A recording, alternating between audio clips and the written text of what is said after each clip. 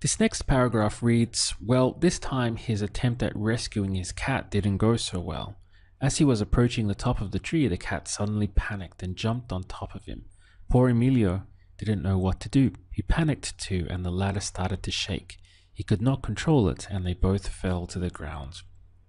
The word for well is pues, and you hear that word all the time in everyday conversation. Pues. This time, esta vez,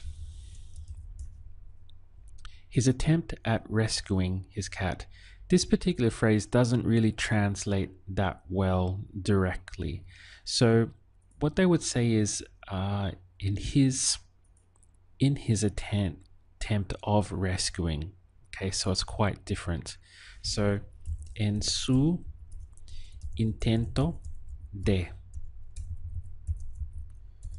And we have the verb rescuing, so de rescatar. Let's clean this up.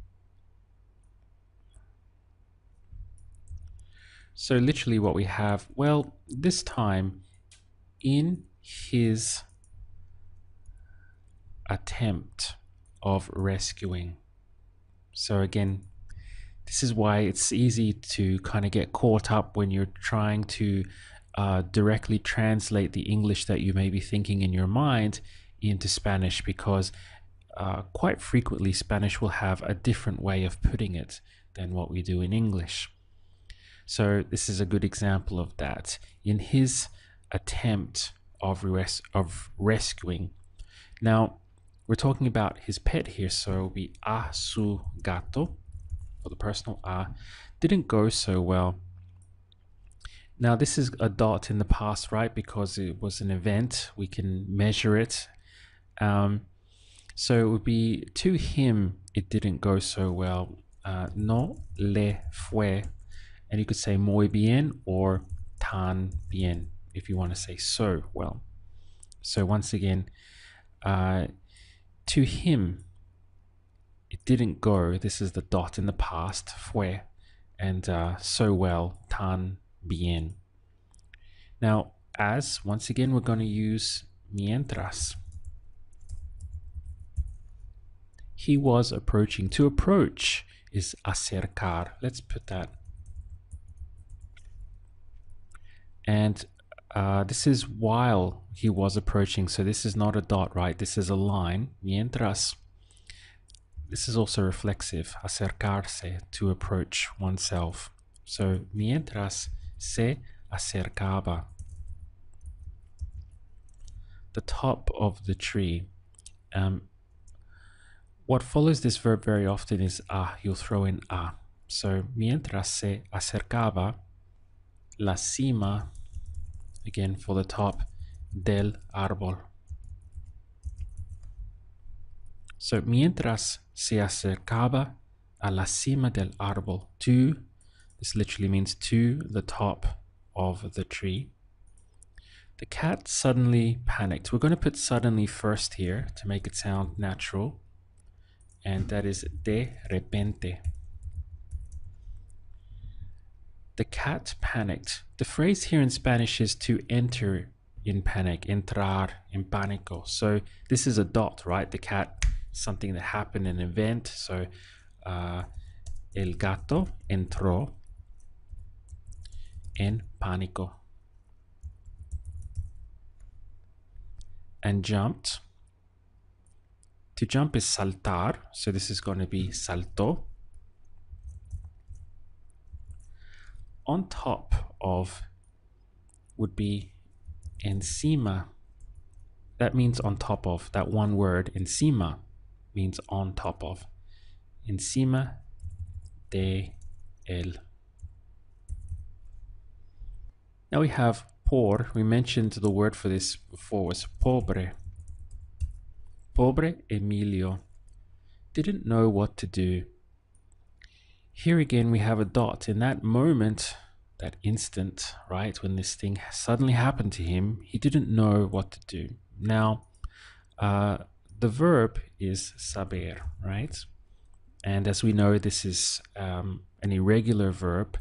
So in the dot past for he, she, it, in this case Emilio, it would be supo. Pobre Emilio no supo. In that instant he didn't know.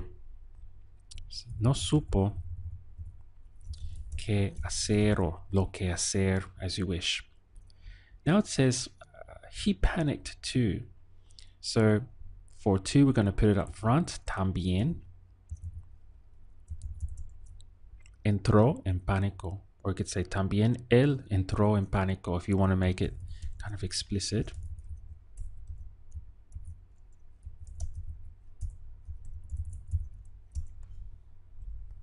So we will get rid of all this.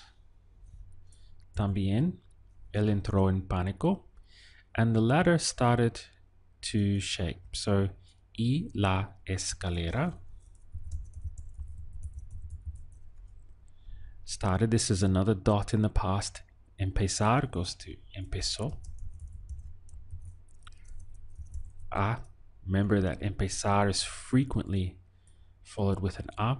And we're going to use to shake. So we had that before, temblar.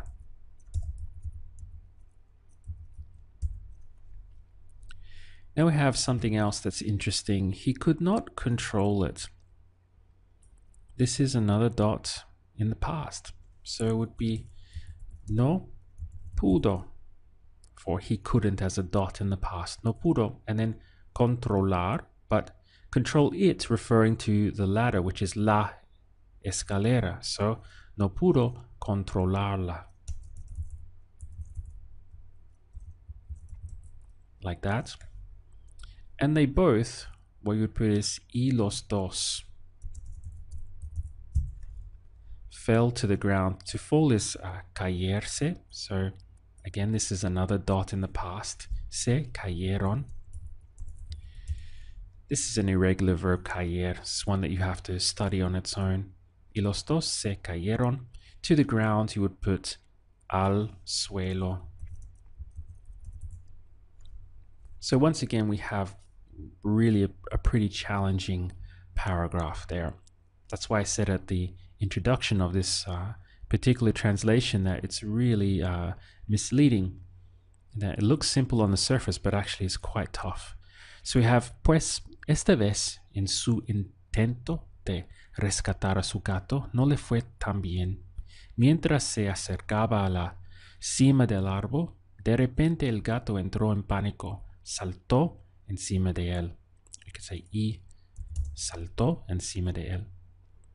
Pobre Emilio no supo qué hacer. También él entró en pánico y la escalera empezó a temblar. No pudo controlarla y los dos se cayeron al suelo.